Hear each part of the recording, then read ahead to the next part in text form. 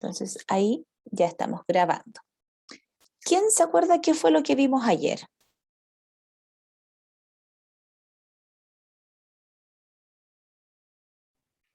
Una de las temáticas fue el clima laboral y recordamos ciertas temáticas que abarcamos durante el semestre como Ya. base para formar la empresa. Ya, muy bien, ¿cierto? Hablamos un poco de lo que era el clima, la cultura, porque era importante tenerlo presente, cómo se evalúa el clima y la cultura.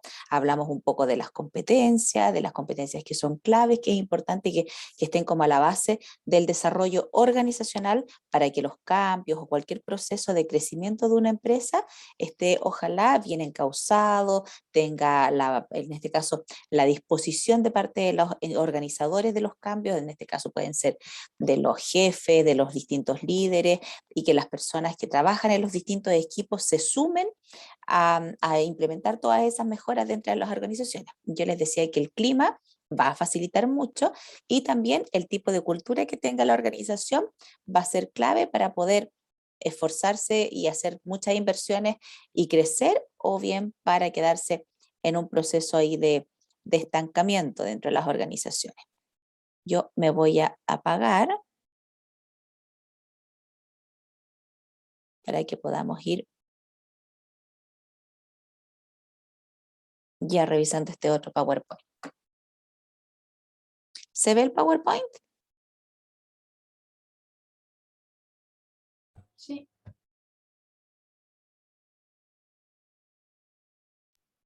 Sí, profesora.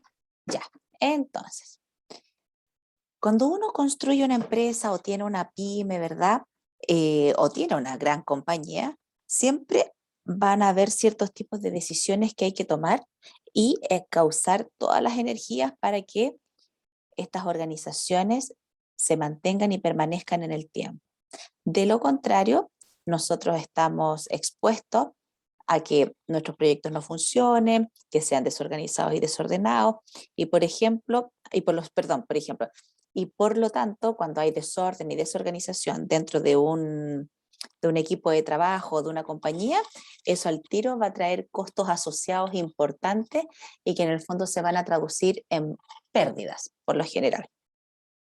¿Ya? Entonces, vamos ahora a ir hablando de cuándo nosotros tenemos que tomar ciertas decisiones y cuáles son estratégicas, cuáles son tácticas, cuáles son de largo, de mediano plazo, cosa de poder ir proyectándonos en el tiempo e ir pensando qué cosas son las que ustedes, por ejemplo, como ingenieros internacionales, podrían hacer en términos independientes o incluso de manera paralela a la profesión que ustedes están en este minuto estudiando. Y para ello vamos a hacer un ejercicio, ¿ya? Como no estamos en la sala de clase, yo les voy a leer un caso y ustedes van a ir respondiendo de manera más bien intuitiva y yo les voy a ir pidiendo sus respectivas justificaciones. Tenemos la siguiente situación. Hay un grupo de 6 personas que va en un viaje a través del Océano Pacífico en un barco.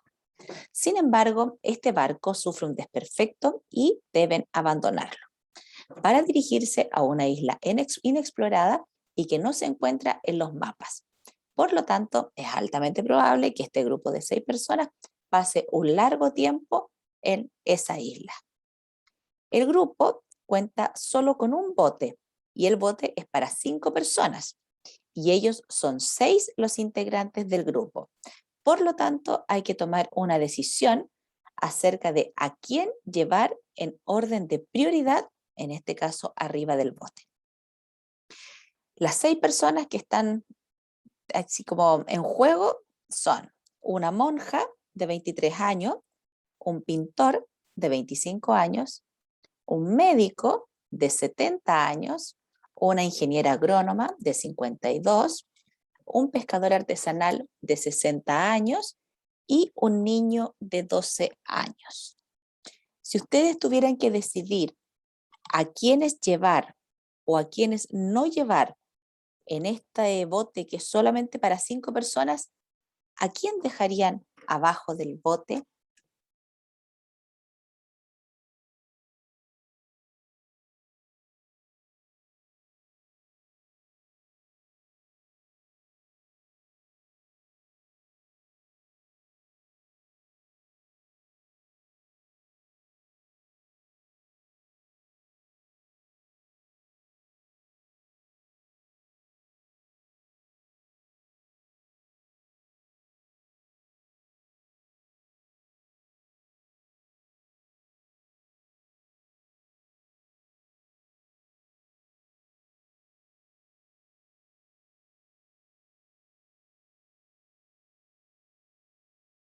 Vuelvo a preguntar.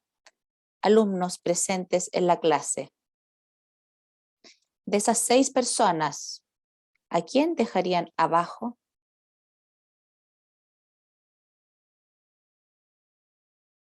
Yo creo que el pintor o la monja. Ya, uno al pintor o a la monja. Ya. A ver, aquí en el chat dice, perdón, pero quizás a la monja. Hoy que son sacrílegas. Vamos a arder en el infierno después. La Vania dice al pescador quizás. Dinco Cifuentes dice al pintor. Las que dejarían a la monja abajo del bote. ¿Por qué la monja? ¿Por qué la dejarían abajo? Yo pienso que no es muy útil. Ay, perdón. Pero es que, por ejemplo, tampoco sería el niño de 12 años porque es muy joven y no tiene una vida por delante. Pero el pescador artesanal puede servir porque sabe pescar y si está en un bote en medio de la nada, puede servir. El ingeniero agrónomo también puede servir. El médico obviamente va a servir. Y el pintor, en caso de mandar mensajes, podría, o estar en una isla, podría enviar dibujo en alguna parte de donde estamos. Pero la monja, ¿qué hace ahí? No sé. Pucha. Ya, hereje, hereje. ¿Quién más? ¿Por qué dejaría a la monja abajo?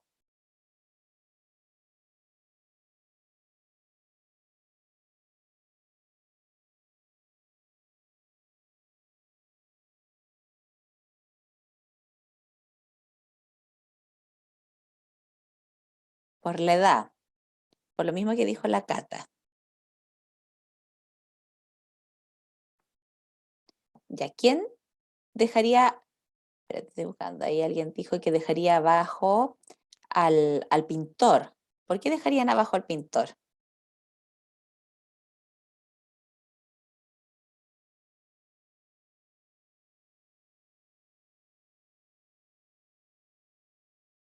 Lo ideal, los que puedan responder, que puedan abrir su micrófono para poderlos escuchar y así ustedes dan sus argumentos.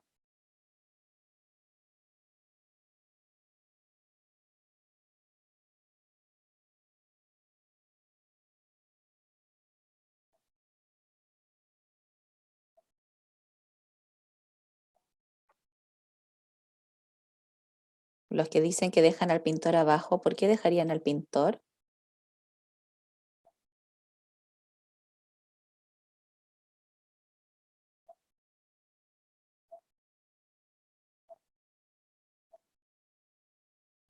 Veo a 16 participantes y solamente responden 3 personas.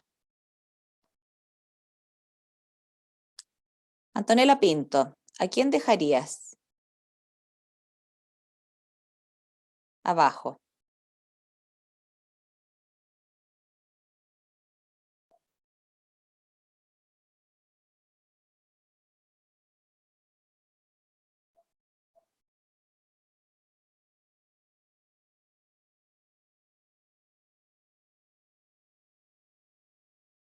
¿No está la Antonella Pinto?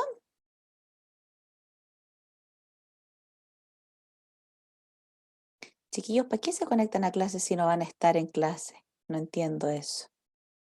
Axel Tapia, ¿estás? Hola, sí, profesora.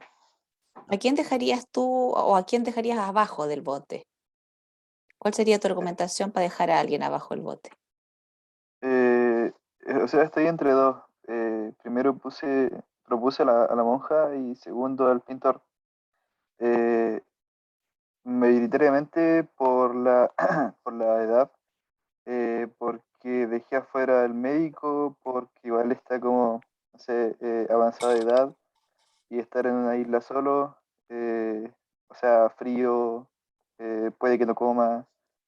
Y también o sea, a la ingeniera con 50 años, el pescador con 60 y el niño por 12, o sea, por el rango de edad, en este caso. Eh, el pintor, igual escuché de alguien que le propuso que podría dar como señales de ayuda por su labor de pintor, o sea, él tendría como, no sé, yo creo, mayor imaginación para poder expresarse en una playa ancha para hacer señales de, no sé, de auxilio, un SOS, algo así. Y a la monja, eh, para mí yo veo que la favorece la edad y ser monja, no sé, a lo mejor unas, mm, o sea, unos rezos, por si las moscas, no sé. Si uno piensa en la funcionalidad de cada una de estas personas, Cristóbal Morales, Sí, ¿cuál sería la función del niño para poder quedarse ahí en el bote? Desde tu, ninguna creo yo. No tendría función. O sea, no sabría él. No sé. Yo creo que el niño solo gastaría comida. Y no sé qué otra función haría en el bote, la verdad. ya, el pescador, ¿qué función cumpliría? El pescador pescaría y yo creo que sería de más utilidad. Ya. La ingeniera agrónoma, Mm, no sabría. Que no sé qué hace un ingeniero agrónomo. Entonces, ¿hay no. alguien del grupo que sepa qué hace un agrónomo? O sea, igual la respuesta depende de lo que se quiera lograr, porque si lo que se puede buscar o que sobreviva lo mejor posible la gente del bote, pero también se puede considerar que la persona que quede pueda sobrevivir en la isla. Exacto, muy bien, buen punto. Claro, porque hasta el momento los están ustedes matando a todos, pues. Y un agrónomo, puede que a primera vista se vea como útil porque puede crecer comida, pero si consideras que está en un bote, se vuelve No, pues relevante. acuérdate que el bote va a llegar a una isla y ahí se van a quedar en Ah, esa ya, isla las perfecto. 6 personas. Ah,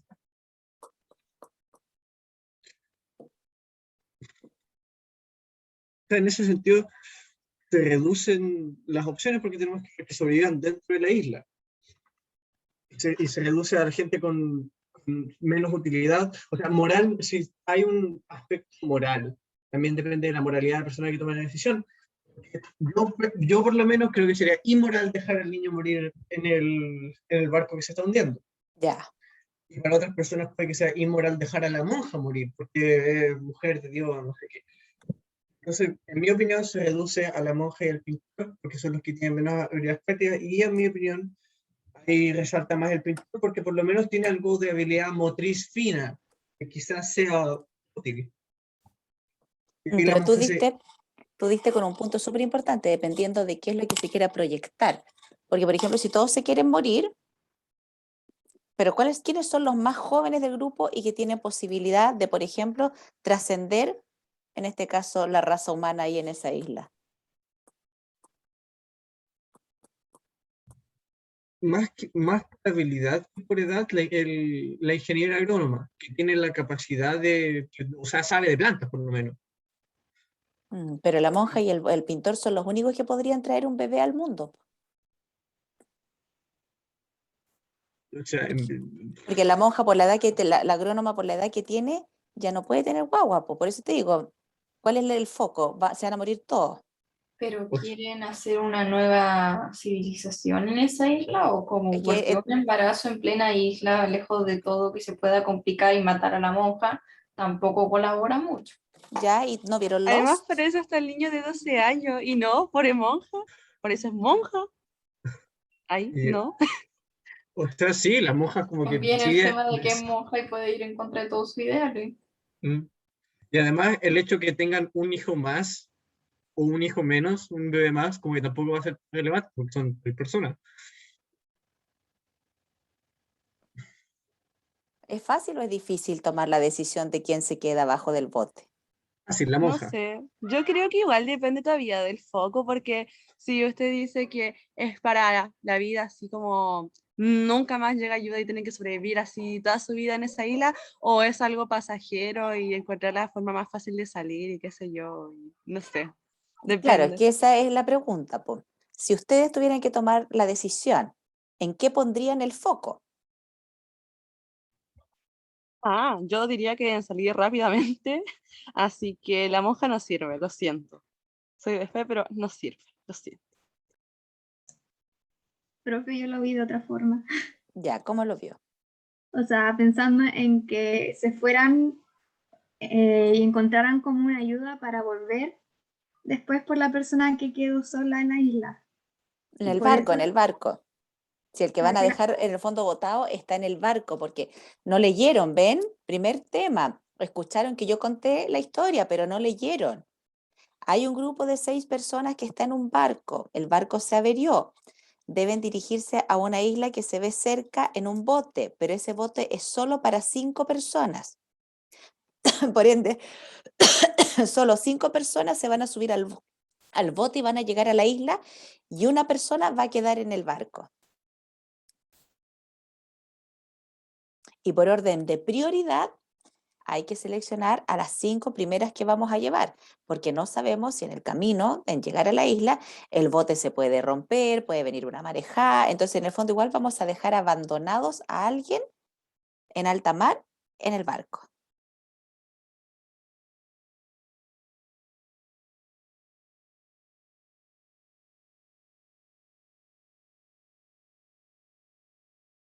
¿Es fácil o es difícil tomar estas decisiones?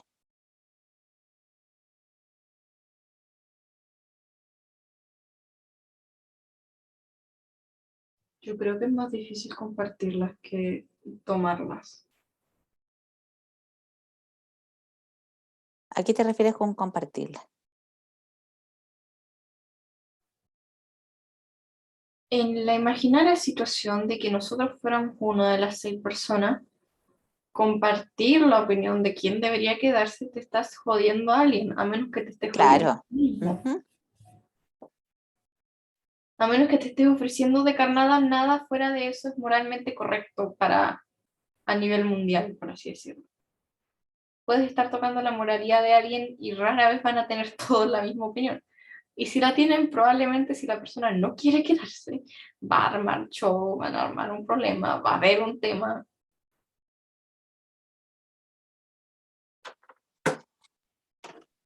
Puede ser. Si yo fuera la monja, yo me ofrecería y me quedaría en el bote. Y rezaría para que me iluminara Diosito y nada, pues, sobreviva ahí. Y si el Pacífico, igual hay bastante isla, uno nunca sabe. Además, Transisa, bastante buque. No sé, digo yo.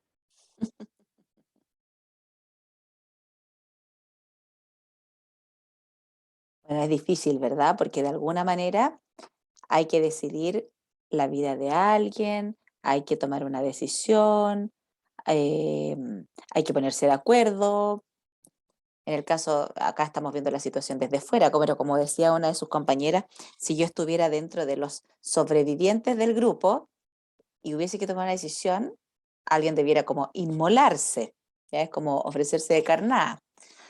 Bueno, el ejercicio lo que busca es poder poner a prueba de que hay decisiones a veces en la vida que son estratégicas, porque en este caso de dejar a esa persona en el barco depende la vida de las otras 5, ¿ya?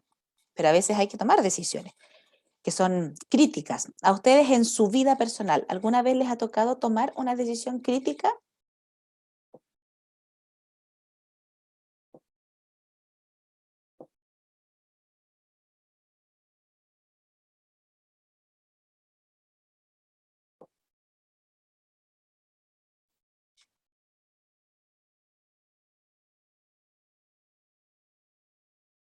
Florencia Santibáñez, ¿te ha tocado alguna vez tomar una decisión crítica en tu vida? En eso estaba pensando, pero creo que no. ¿Nada de nada? ¿A la Josefa García? ¿Me escucha, profe? Sí. ¿Me puede repetir, por favor? Te pregunto si alguna vez te ha tocado tomar una decisión crítica en tu vida. Tan crítica no. Para llegar al extremo no. ¿Ya? ¿Pero alguna decisión difícil?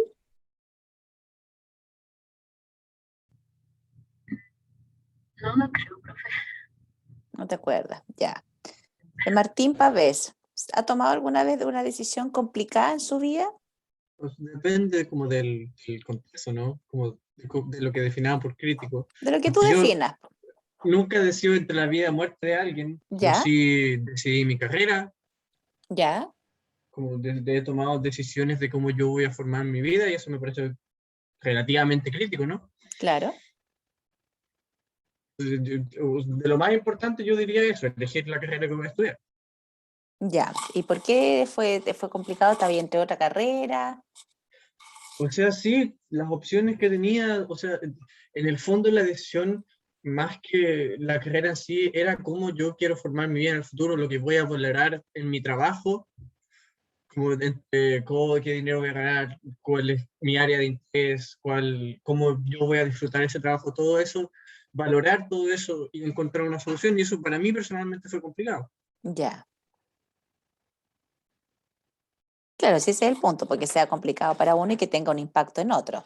Por ejemplo, a mí se me ocurre una situación que puede parecer absurda, pero que les puede servir de ejemplo como para pensar el tema de la criticidad.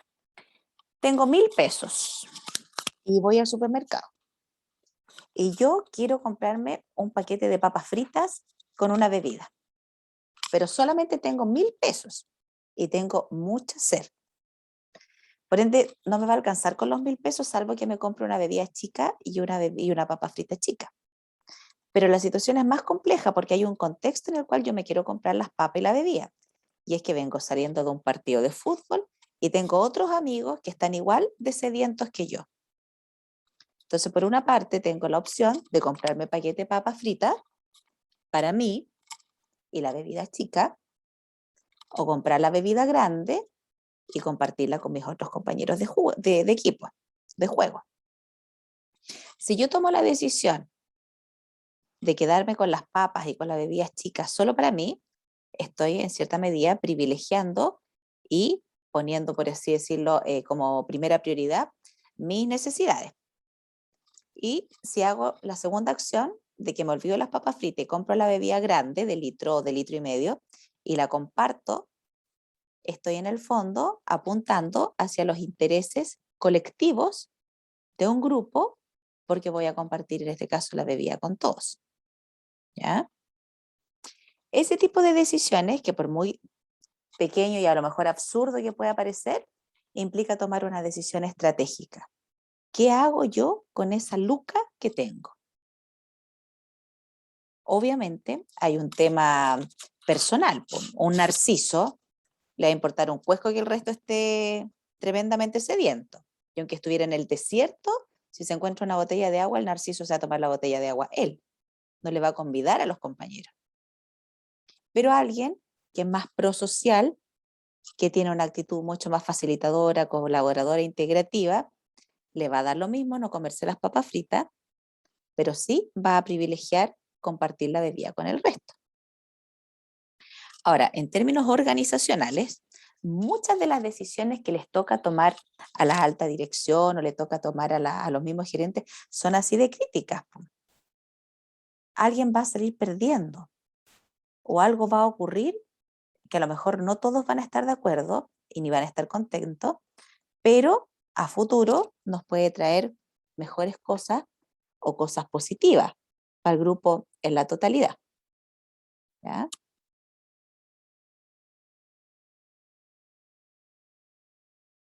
Entonces, lo que nosotros vamos a revisar ahora es justamente los aspectos de la dirección estratégica puede ser para crear, construir, mantener, permanecer, proyectar una organización en el tiempo.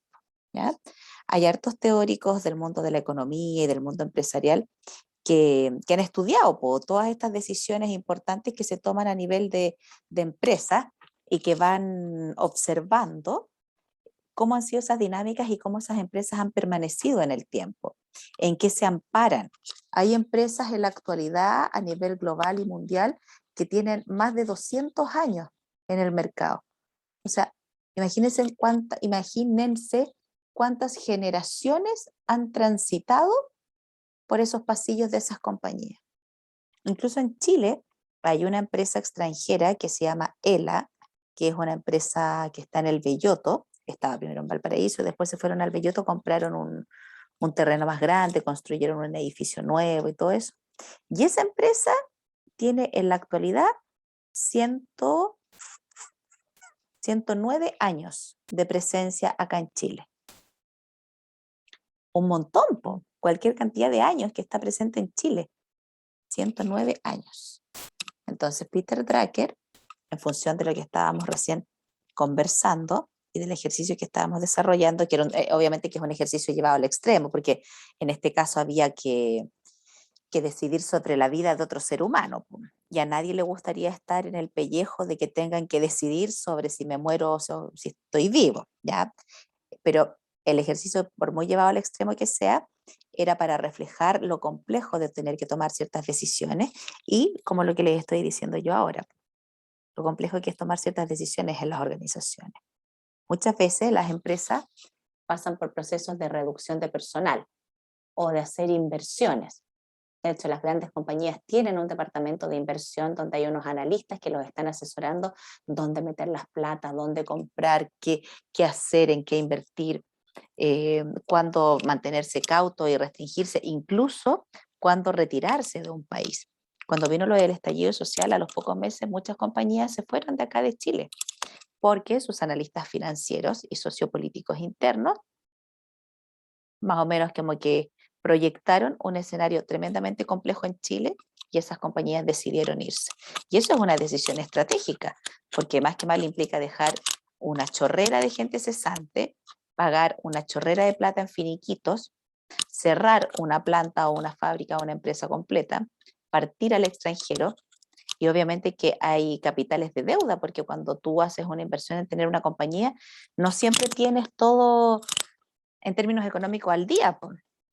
A veces las empresas tienen créditos, compromisos con los bancos. Entonces esas son decisiones súper difíciles.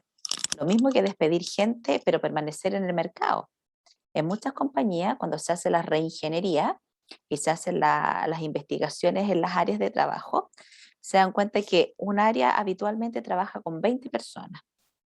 Pero resulta que al hacer el análisis interno, se dan cuenta que esa área puede producir más y mejor con 10 personas que con 20. Por ende, de perogrullo, cabe decir que habría que, en este caso, despedir a los otros 10. Pero implica dejar a 10 personas sin trabajo, 10 familias sin los ingresos y obviamente todo los avatares que involucra internamente las organizaciones despedir a veces a la gente.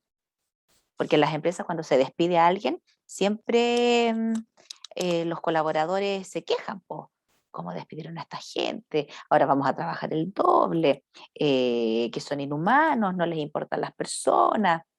Y claramente, nos guste o no nos guste, a ustedes o a mí, una persona que tiene una empresa es una empresa con un afán de lucro. Es una empresa para rentabilizar, porque finalmente son los directivos, los dueños de las compañías quienes corren y asumen todo el riesgo, po. El riesgo de que me vaya bien o el riesgo de que me pueda ir a la quiebra y que mi empresa puede no proliferar y necesito tener rentabilidad para poder tener otras inversiones o para poder tener ahorros en caso de crisis. Entonces, todas esas decisiones que les toca tomar a las compañías y que son decisiones valientes, muchas veces han implicado que después, en el tiempo, esa decisión tan difícil igual se tradujo en un resultado exitoso. ¿Ya? Entonces, por eso Peter Drucker dice, donde hay una empresa de éxito, en algún momento alguien tomó alguna vez una decisión valiente. Y esa decisión valiente puede ser haber invertido más, haber invertido menos, habernos ido de tal país, despedir gente, innovar en otros mercados, lanzar otro producto, cuando a lo mejor... Oye, ¿ustedes se saben la historia del dueño del McDonald's? ¿Alguno ha visto la película? No. ¿Verdad? ¿No la han visto? Bueno, deberían buscarla y verla para darse cuenta de todos los fracasos y desaciertos y cosas que le tocó vivir al gallo del McDonald's. ¿Se sabe la historia del dueño del Kentucky Fried Chicken?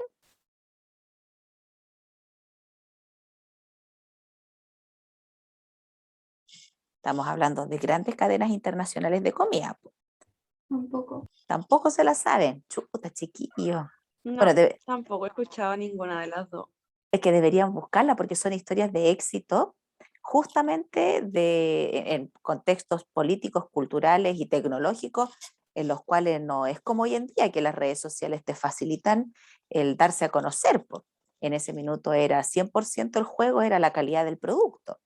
Hoy en día como que a veces se vende, y la gente a veces recién conoce la calidad del producto cuando te llega el paquete y cuando ya pagaste, po, y ya no hay posibilidad de devolución. ¿Ya? Así que traten de buscar ahí en internet historias de éxito de algunos negocios y probablemente les van a salir ahí. O busquen películas.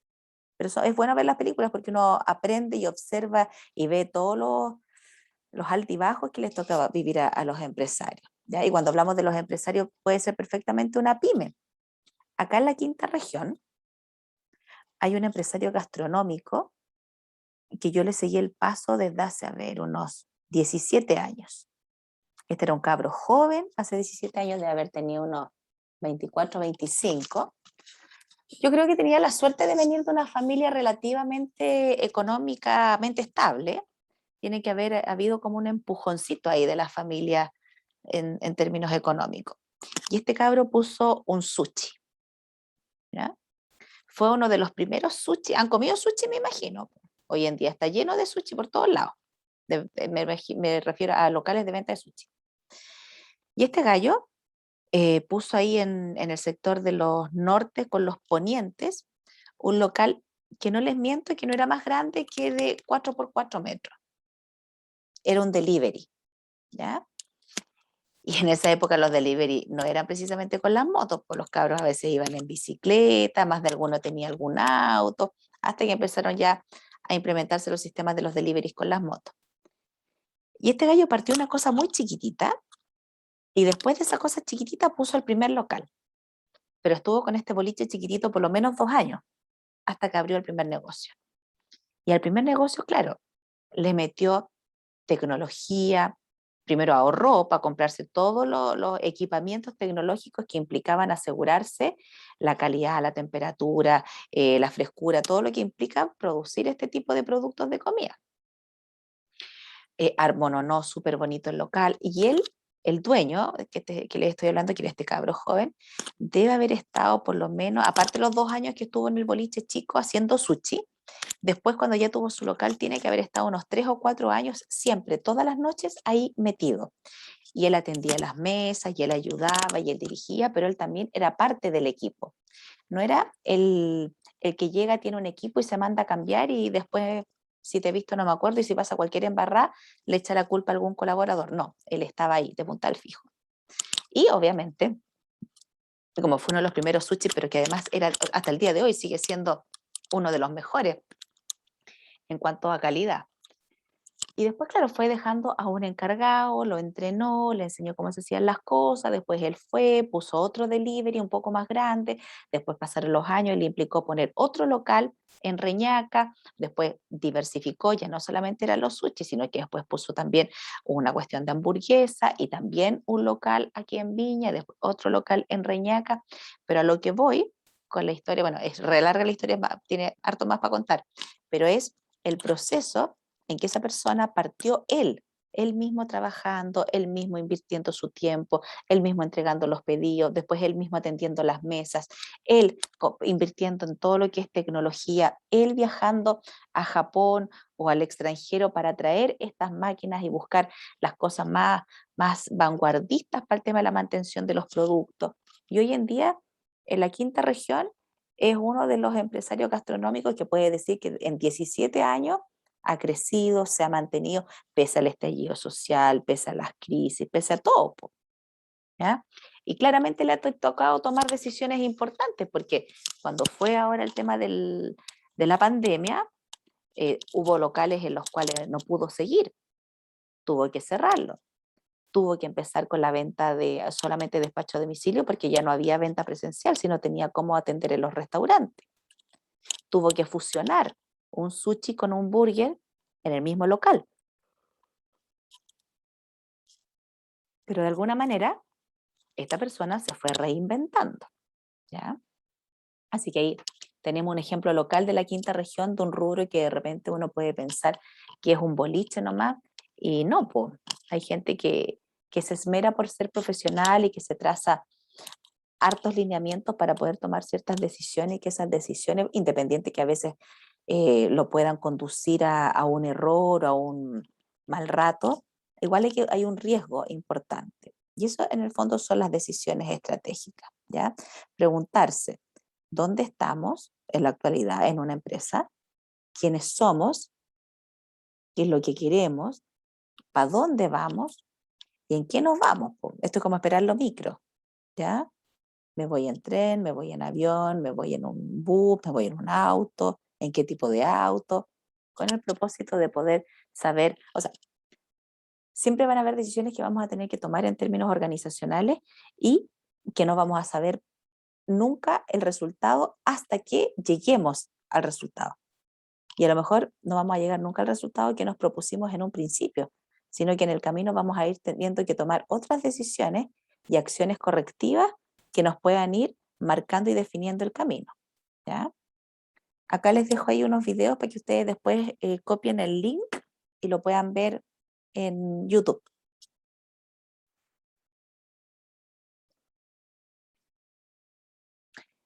Si yo les pregunto a ustedes, ¿cuál es el principal objetivo de una empresa? ¿Qué me pueden responder?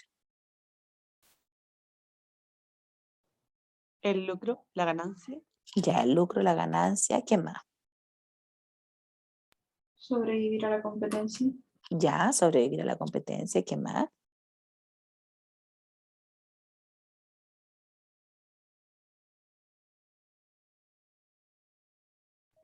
Bueno, eso varían también de la misión y la visión, el objetivo que quieran, así como ser más sustentable, pero esos son más internos, ¿no? Bueno, pero igual, Claro, pero así, como tirando ideas nomás. Pues, ¿cuál es el objetivo de una empresa? Porque claro, lo que tú mencionas recién es súper importante, súper clave, pero es como una cosa más romántica y filosófica, que todas las empresas deberían tenerlas, por supuesto.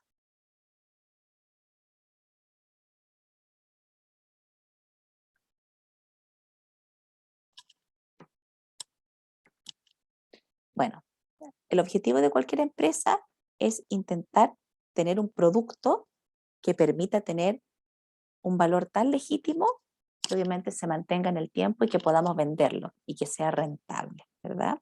Y que genere valor para las personas que los van a comprar. Ahí tenemos que definir, como decía alguien ahí, el lucro, a quién queremos que gane más,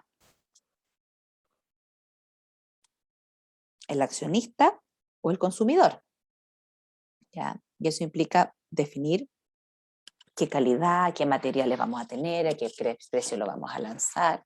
Entonces, en una empresa siempre van a haber diferentes agentes que van a estar interactuando a la hora que nosotros estemos confeccionando, fabricando un producto y lo estemos vendiendo.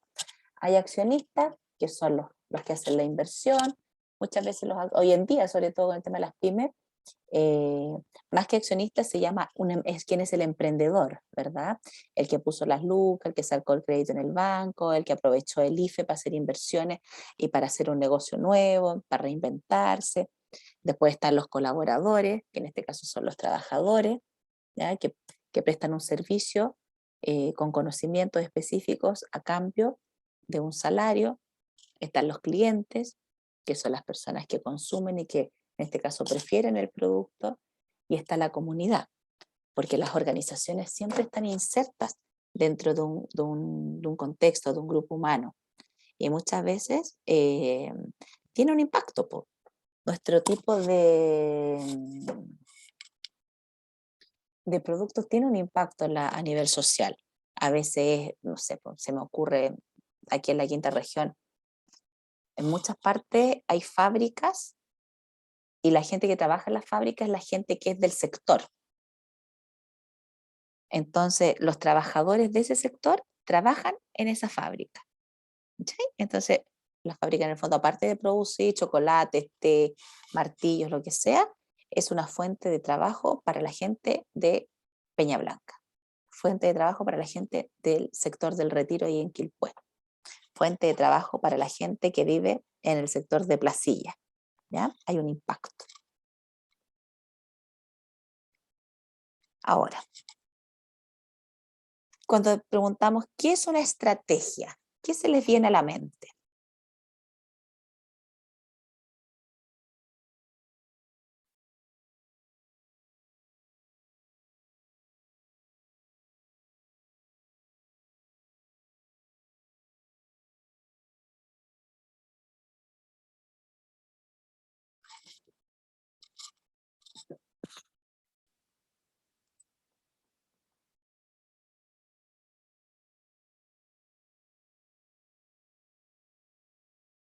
¿Alguien por ahí? ¿Qué es una estrategia? No me vayan a estar buscando la definición ahí en el celular, po. Algo intuitivo que se les puede ocurrir ahora. Cuando uno dice, es que tenemos que cambiar de estrategia. Ya, pero ¿qué significa eso? Se me viene como medio forma de lograr algo, o de Ya, la forma que uno está logrando algo, eso se me viene. ya. ¿Qué más? A otro compañero.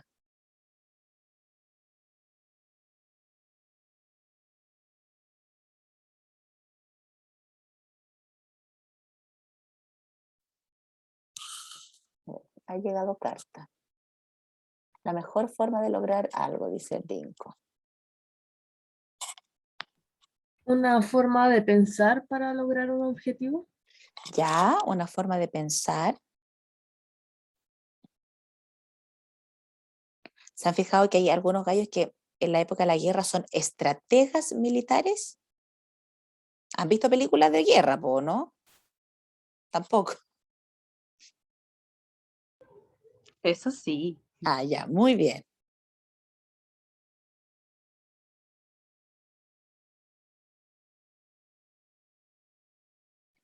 Bueno, ahí tenemos la distinción entre una decisión táctica que son altamente necesarias porque necesitamos a veces resolver ciertos temas y lo que son las decisiones estratégicas.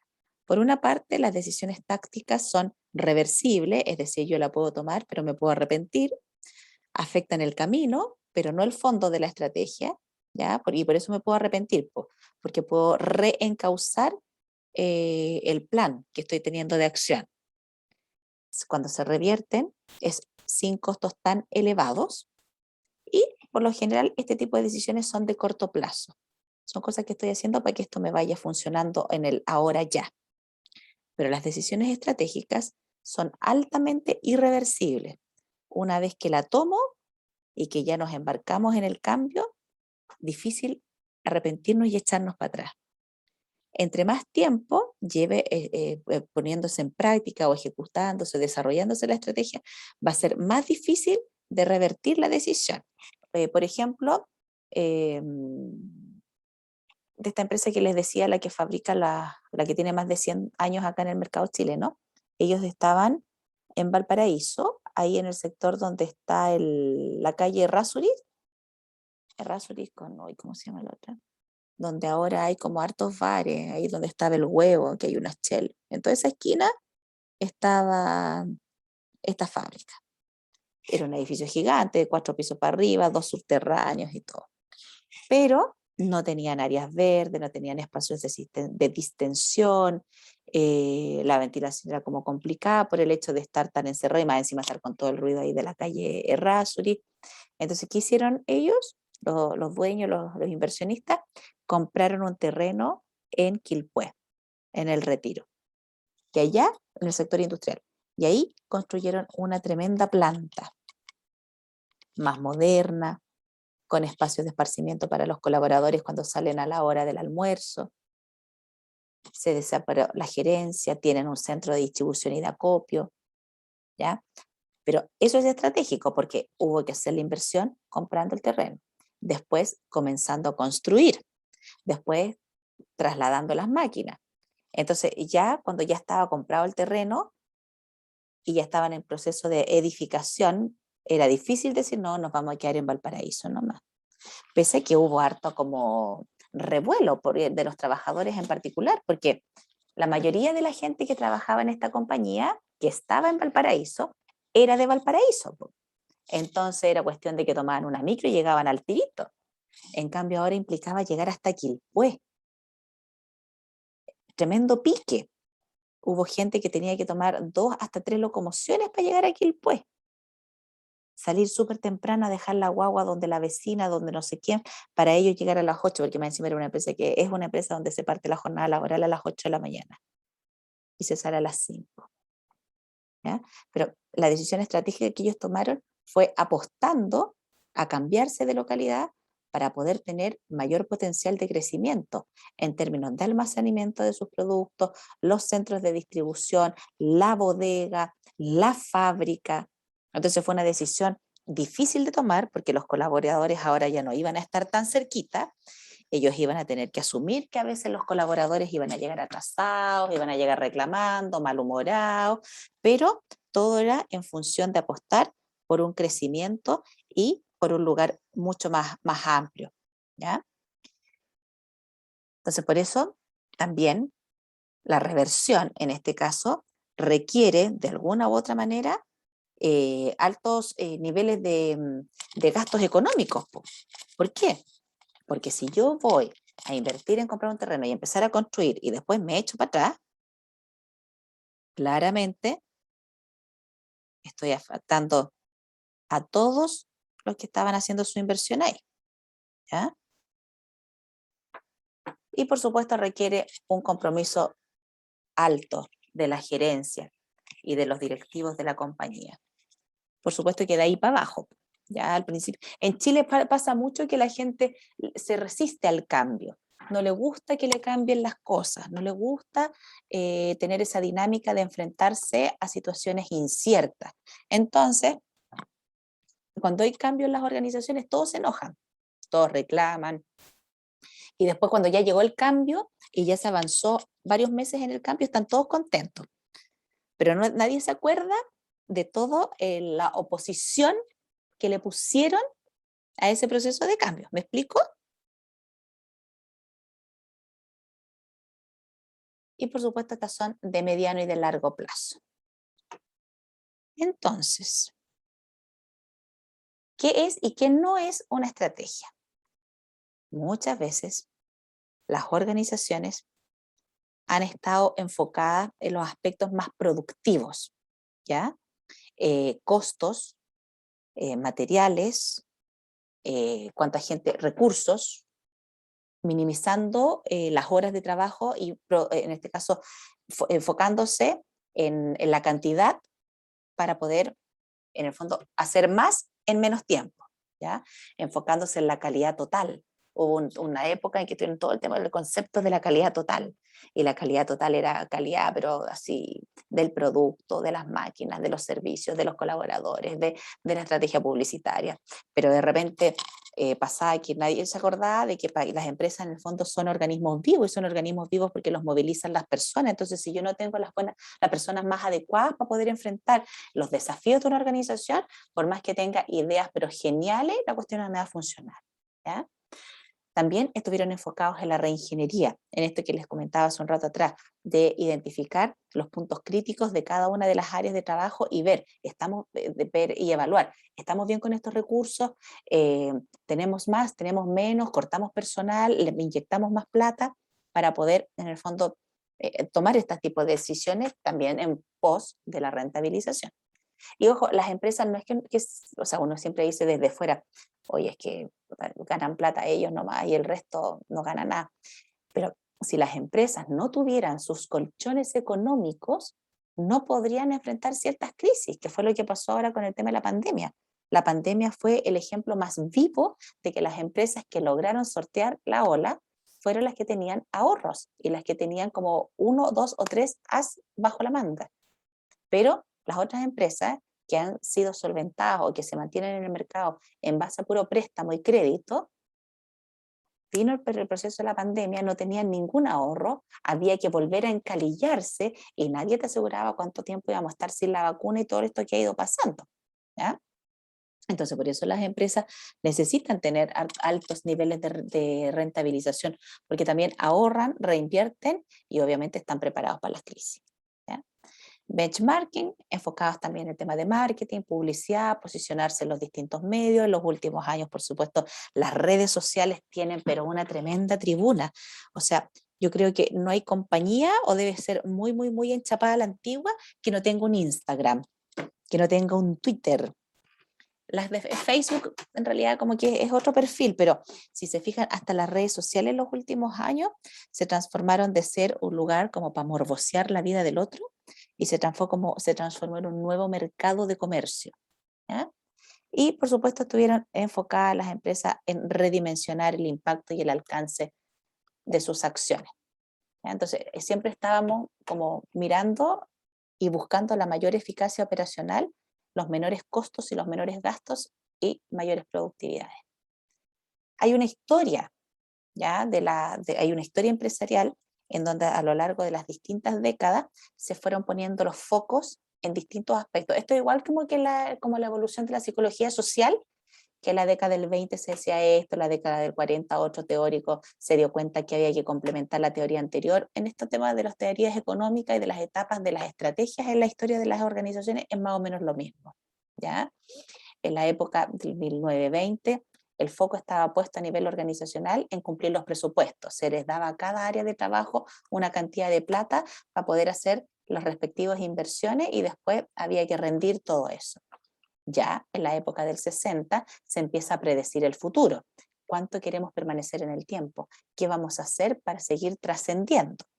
Una década después se empieza a pensar estratégicamente. A ver, ¿cómo lo vamos a hacer? ¿Dónde vamos a invertir? ¿Qué vamos a dimensionar? ¿Con quiénes necesitamos contar? ¿Cómo nos vamos a reinventar? Usted, bueno, de ahí les voy a dar el ejemplo de algunas compañías que se reinventan constantemente y que también tienen muchos años en el mercado. Y ya en la época de los 90 empieza como a instaurarse que el cambio y que las mejoras y que los procesos de desarrollo están vinculados a las personas, ¿ya? A los conocimientos de las personas, a las actitudes de las personas, a las habilidades de las personas, y ahí toman mucha fuerza los departamentos de recursos humanos y por supuesto el departamento de reclutamiento y selección, hacer todo este trabajo de los perfiles de cargo, a quienes vamos a necesitar para trabajar en determinadas áreas. Yo me acuerdo que, no sé, bueno, yo no soy tan vieja, pues, pero hace años atrás uno veía en el diario se necesita, no sé, vendedora, se necesita secretaria, se necesita, y siempre eran, incluso para cargos que a veces eran como que hoy en día son bien profesionalizados, pero postulaba cualquiera, pues era cuestión como de tener ganas y postular e internamente te entrenaban. Hoy en día eso no funciona así, pues. Hoy en día las empresas buscan a los gallos calados. Calado me refiero yo así, como la sandía calada, ¿cierto? La sandía se cala para ver qué tan buena es y si va a estar rica. En este caso, con la búsqueda de personal es como lo mismo.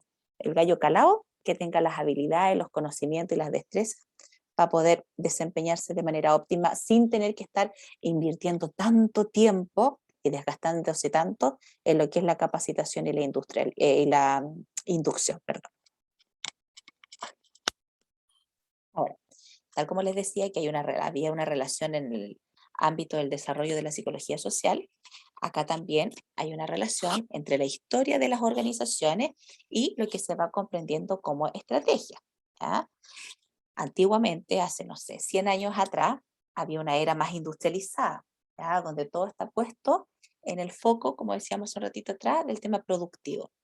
Y en la actualidad estamos en la era del conocimiento, en donde las compañías han ido aprendiendo a lo largo de estos 100 años cómo hacer las cosas de mejor manera para poder proyectarse en el tiempo, ¿no? Entonces, aprendizaje organizacional, que son fracasos, aciertos, nuevas competencias, nuevas tecnologías, nuevos mercados, nuevas formas de comunicación, te van de alguna manera ampliando la mirada para que tú como organización vayas pudiendo definir para dónde va el futuro, ¿ya? Antiguamente, la orientación en la época más industrializada, pensemos hace 100 años atrás, era de parte del empresariado o de los dueños, la orientación estaba más bien enfocada al propio interés, a ser muy lucrativa, a que solamente los dueños ganaran. Las relaciones sociales eran vistas más bien como un tema de marketing, es decir, no, aquí nos llevamos bien, pero nos llevamos bien como de la pantalla de aquí para afuera. La cultura estaba basada en el miedo porque había muchos patrones de fondo que funcionaban en base a la amenaza e incluso en base al maltrato, ¿ya? Jefes muy autoritarios, una jerarquía muy verticalizada en donde había un jefe que concentraba todo el poder y de ahí para abajo otro jefe y abajo los colaboradores, o en este caso trabajadores. El Departamento de Recursos Humanos enfocado en temas más bien administrativos, estaba muy arraigada la mentalidad del empleado en el trabajador. Ah, a mí me pagan por esto, yo soy un empleado nomás, ¿ya? Y los trabajadores en el fondo vendían su tiempo yo estoy 8 horas y a mí usted me paga por estar 8 horas.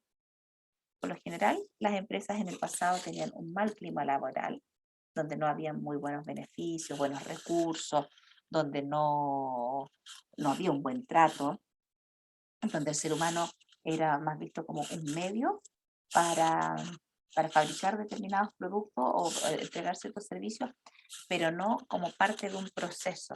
Y la parte más importante del proceso son las personas, porque como decía hace un ratito atrás, con la habilidad de una persona, con la actitud de una persona, tú puedes cerrar negocios a veces, pero millonarios. Pero si esa actitud empieza a fallar y empieza a guatear, lamentablemente empieza todo ahí a tambalear. Y el sistema económico era lineal, se dirigía en un solo sentido.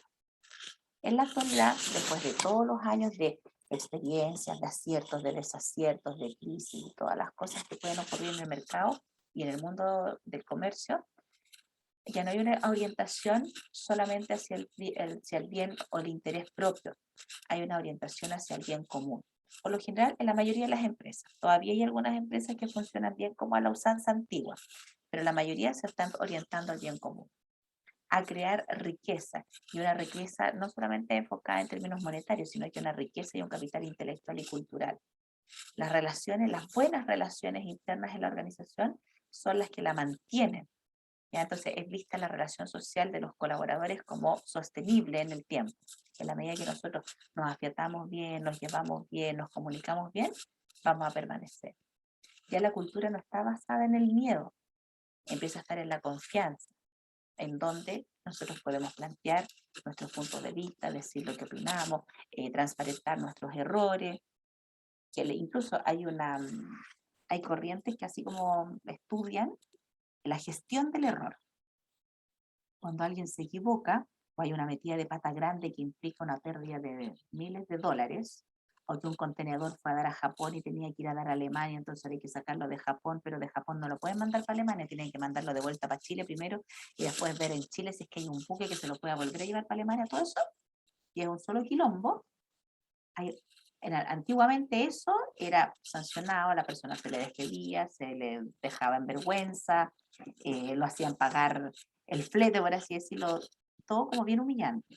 Pero en la actualidad, cuando hay errores garrafales, hay compañías que utilizan esta teoría de la gestión del error y que hacen una investigación y dejan un documento escrito con el propósito de que en lo sucesivo, cuando se vuelva a presentar una situación de esa naturaleza, se sepa cómo proceder para minimizar el error, ¿ya? Para minimizar las equivocaciones. En la actualidad, los líderes debiesen ser inspiradores, fuente de confianza, de ejemplaridad, entrega de conocimientos, y no los jefes autoritarios y los jefes maltratadores. El organigrama ya no es vertical, tiende a ser horizontal, en donde los colaboradores, no, más que tomen, porque estamos claros que las empresas, las organizaciones grandes, las grandes decisiones las van a tomar las personas que tienen sobre sus hombros y sobre su cargo mayores niveles de responsabilidad, ¿ya? Pero cuando se habla del organigrama horizontal es porque ya yo puedo conversar con el jefe, po. Yo le puedo proponer una idea al jefe. Somos un equipo. Incluso hay compañías en las cuales no hay gerentes de área ni subgerentes de área. Están los colaboradores nomás. Y todos dependen directamente del gerente general. Ahora el gerente general igual hace agua porque es tanta información, pero hay equipos que son tan eficientes que no necesitan una jefatura formal. En la actualidad, el foco está puesto en la dirección de las personas, visualizándolas como personas, formándolas, entrenándolas. Incluso hay una actitud emprendedora y propositiva en la gente, en los colaboradores. Ya no solamente me visualizo a mí como empleado, también me puedo visualizar como alguien que emprende, que propone ideas, que de repente si a lo mejor no gano lo que yo espero aquí en la pega, puedo tener un emprendimiento paralelo. Los colaboradores ya no solamente venden su tiempo, sino que ofrecen talento. ¿Tú a mí por qué me contratas? Yo te contrato porque tú eres bueno en esto. No para que tú me vendas tu tiempo. Te contrato porque tú sabes hacer planillas Excel, porque tienes el talento de la venta, porque tienes el talento de la gestión, porque tienes el talento de la electricidad. Entonces, las mismas personas están haciendo como un cambio en su forma de ver el trabajo. Hoy en día se trabaja y se enfoca en las empresas en tener buenos climas laborales y por supuesto en tener un sistema económico que sea cíclico, ¿ya? Que hay periodos en que son buenos, periodos en que son malos, y cuando los periodos son buenos salpica plata para todos lados porque así nos llegan algunos bonos, nos llegan de las utilidades de la empresa. Diferentes medidas toman las grandes compañías hoy en día para que los colaboradores estén contentos.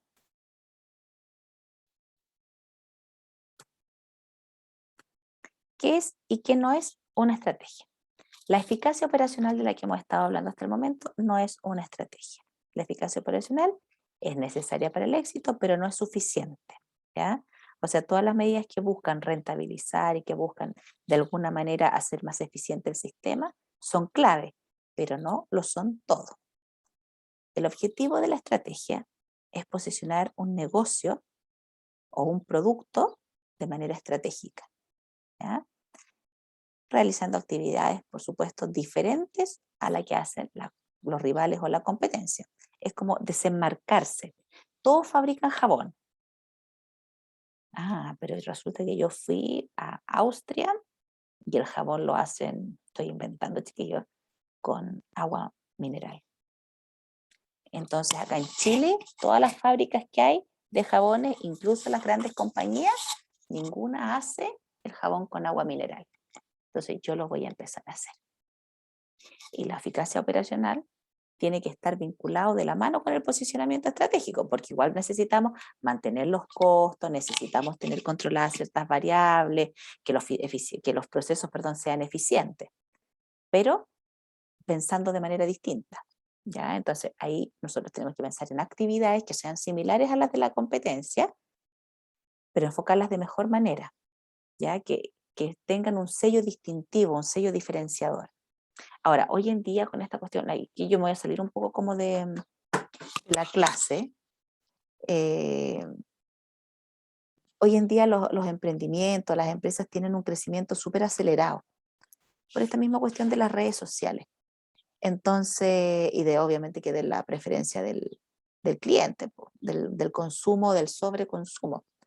Entonces, las empresas están a veces como súper estresadas, sacando y sacando y sacando nuevas tecnologías, nuevos productos más modernos. Por ejemplo, en el rubro de los celulares, impresiona cómo avanza la tecnología. A veces no pasa un año, no termina de pasar un año y ya salió un teléfono nuevo. De hecho, vamos en el Samsung Galaxy, ¿qué número? ¿14? Para los que son ahí entendidos en materia de celulares. Entonces, hoy en día en las empresas hay una presión súper grande y súper importante de tener que estar, aparte de que estáis haciendo tu pega, aparte tienes que estar pensando creativamente en qué es lo que vaya a lanzar al mercado para que siempre la gente te esté prefiriendo, ¿ya? Entonces el objetivo de la estrategia es crear valor, es construir retornos sobrenormales, o sea, que me llegue plata de una manera tal que no es la habitual, ya es ganar más de alguna manera o permanecer más, y tener la capacidad de ofrecer una imperfección en competencia perfecta. Todos los productos o todos los sistemas que son liderados por los humanos, de alguna otra manera van a tener alguna carencia.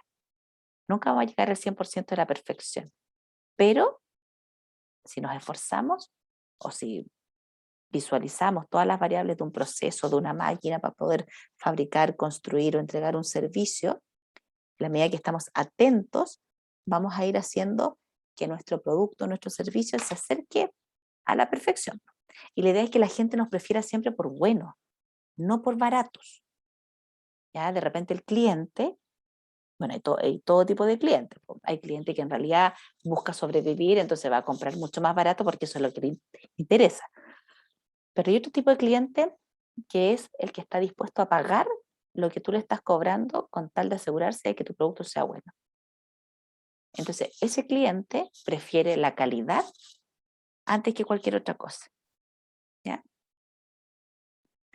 Entonces, la estrategia es una creación de una posición única y valiosa en el mercado, ¿verdad? O dentro del programa de estrategias de una organización que incluye un conjunto diferente de actividades. Yo, hace años atrás, estuve en 2 reuniones de planificación estratégica del gerente general con sus colaboradoras o colaboradores. Y eran re choras porque la mayoría se traducía como en puras conversaciones y términos como filosóficos, y nos faltaba el ansioso que estaba ahí con el cuaderno y con el lápiz a mano esperando tener que escribir cuál iba a ser la estrategia. Pero lo primero que había que plantearse era la conversación. ¿Para dónde vamos? ¿Qué es lo que queremos? ¿Cómo lo vamos a hacer? ¿Cómo observas tú el negocio? ¿Cómo lo observo yo? ¿Cómo lo podemos proyectar en el tiempo? Pero son puras conversaciones, puras, las horas de conversación. Y después, en base a esas organizaciones, se va ordenando el mono. A ver, en base a esto, ¿qué decidimos? En base a esto otro, ¿qué hacemos? En base a esto otro, ¿con quién lo hacemos o para quién lo hacemos? Y ahí tú vas definiendo acciones. Y son acciones que tienen tiempo. Ya, vamos a empezar a trabajar el cambio. Entonces, ¿cómo vamos a cambiar el sistema de software? Que eso así fue un boom hace unos años atrás. El software este de comunicación interna y de almacenamiento de datos. Había que entrenar a la gente, porque la gente no conocía los sistemas computacionales, un montón de cuestiones. Entonces, el programa de capacitación no era para llegar a implementar en una semana. Implicaba estar meses entrenando a la gente. Y aparte implicaba que entrenáramos colaboradores que después fuesen capaces de entrenar internamente a otros colaboradores. Entonces, en esa dinámica era que había que potenciarse, ¿ya? Y siempre van a haber esquemas que lograr y que ordenar. Por ejemplo, si nosotros pensamos en una empresa exitosa, el Starbucks fue una empresa exitosa. Aquí yo ya voy a tener que empezar como a apurarme, chiquillos, por la hora, porque tengo clase a las 5 con el otro grupo, 5, 10. ¿Por qué fue exitoso el caso del Starbucks? Primero, porque buscó abrir puntos de venta en lugares estratégicos, sobre todo en los metros de Estados Unidos. Hoy en día es una multinacional gigante que tiene más de 17.800 locales en casi 50 países. Pero las estrategias de estos gallos han sido ir poniéndose en lugares estratégicos, tomar mucho en consideración la opinión de los colaboradores, porque los colaboradores tienen el contacto directo con el cliente. Entonces, el cliente le dice algo al colaborador y el colaborador le reporta a la jefatura reporta a la alta gerencia. Capacitan y entrenan muy bien a sus trabajadores, ¿ya? Van implementando estos sistemas de entrenamiento interno, en donde tú puedes entrar como vendedor, y después puedes ser cajero, después puedes ser jefe de tienda, e incluso piensen que los primeros Starbucks, por eso tenían el nombre, porque la gente, el gringo quiere algo que quería, que tú llegaras, compraras tu café y tu rollito de canela calientito y te lo llevaras. No era para que te quedaras ahí. Hoy en día pusieron estos puntos de venta en donde tienen los cowork para que tú hagas reuniones y te quedes ahí trabajando.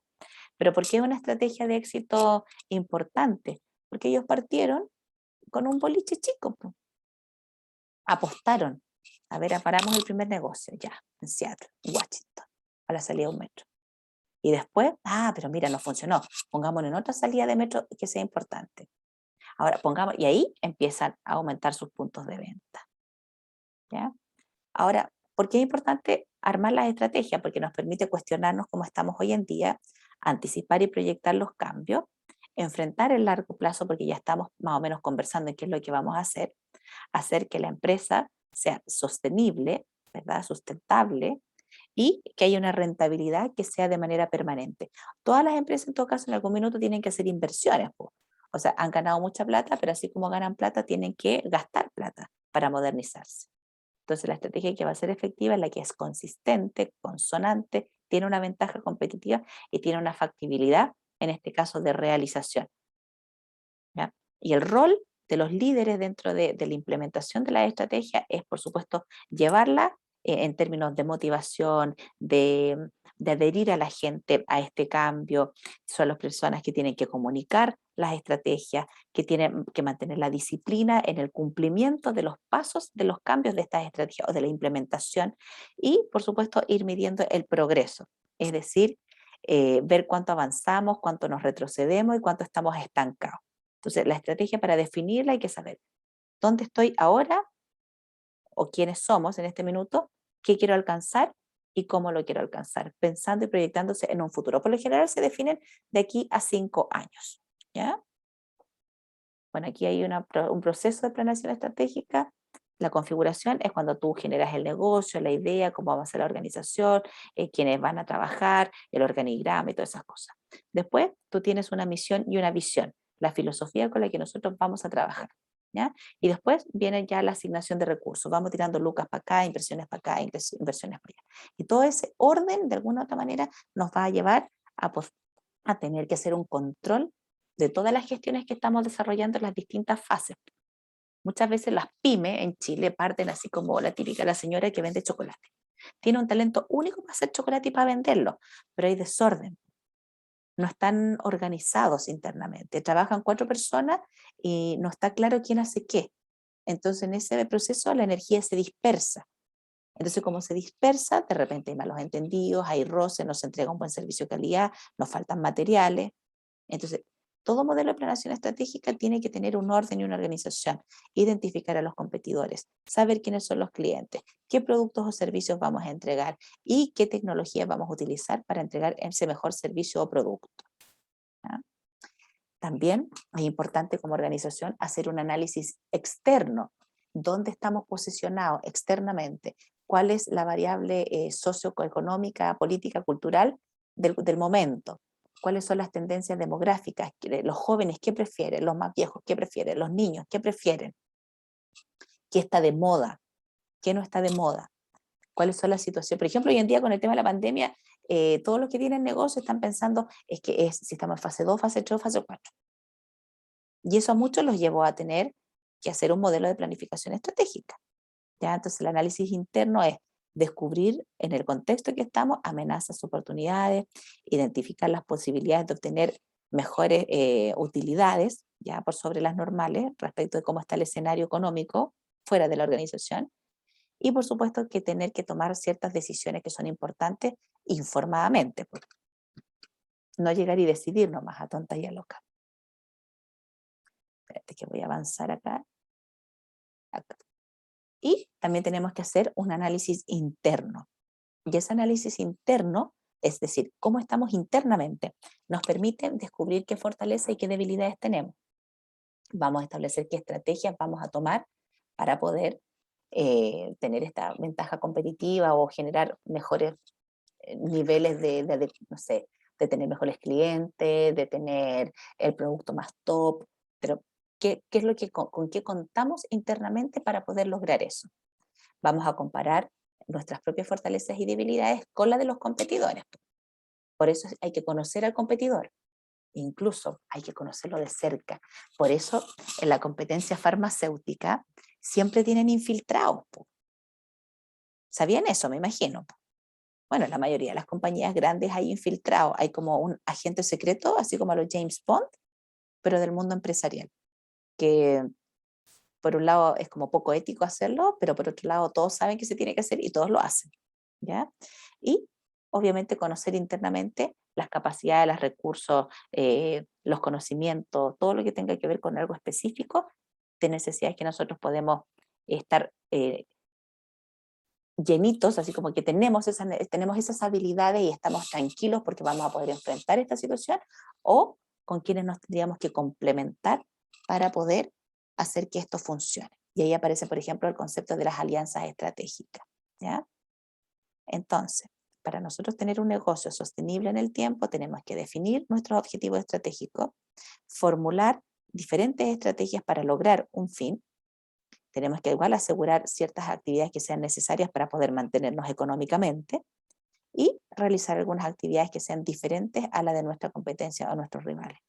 Entonces, teniendo claro nosotros cuáles son nuestros recursos, nuestras capacidades y nuestras habilidades, vamos a apuntar a tener un negocio con mayor eficiencia, con calidad, con innovación y con la capacidad de satisfacer al cliente.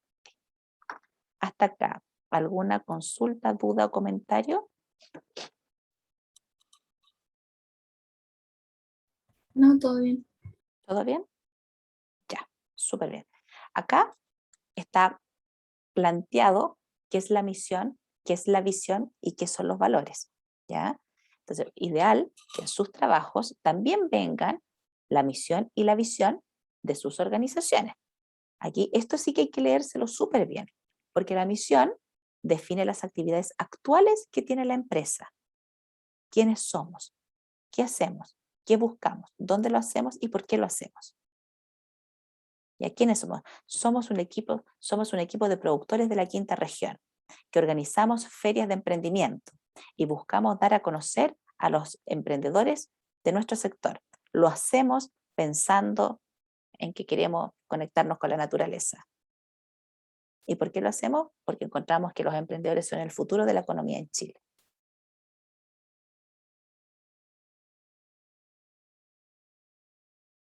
A diferencia de la visión, que traza el curso de la estrategia futura, ¿qué queremos lograr? Queremos ser líderes en el mundo de la organización de eventos de emprendedores, utilizando las mejores herramientas comunicacionales para lograrlo. ¿Se fijan la diferencia cuando uno lo plantea? Porque uno está situando el momento actual, lo que estamos haciendo. Y lo otro es el momento futuro, hacia dónde queremos dirigirnos y qué queremos hacer. ¿Ya? Y ahí hay 3 modelos y ejemplos de misión y de visión de la TAM, de IBM y de Procter & Gamble.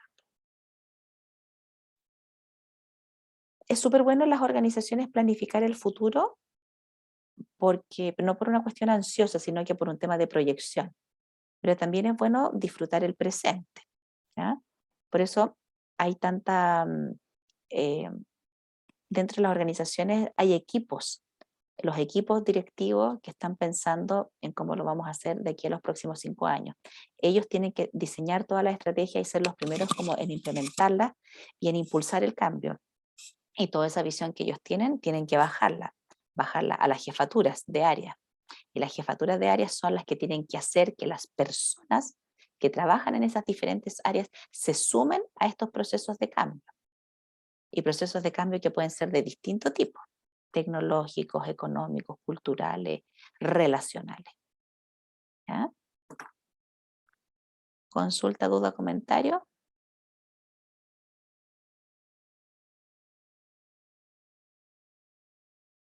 Nada, nada, nada. Ok. Entonces quedamos hasta acá y nos estaríamos viendo ya la próxima semana.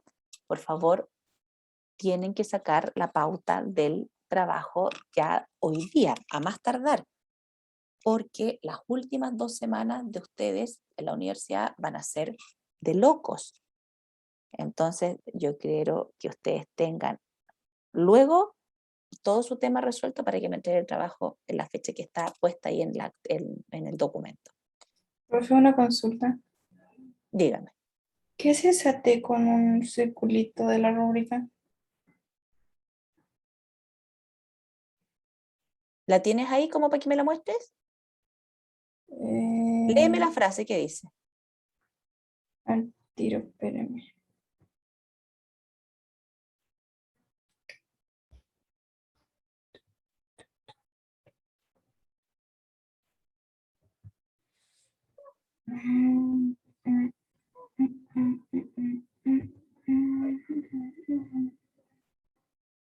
Hace referencia a T circulito motivacional y la aplica. Trabajo motivacional o teoría motivacional. Ya. ¿Ya? Y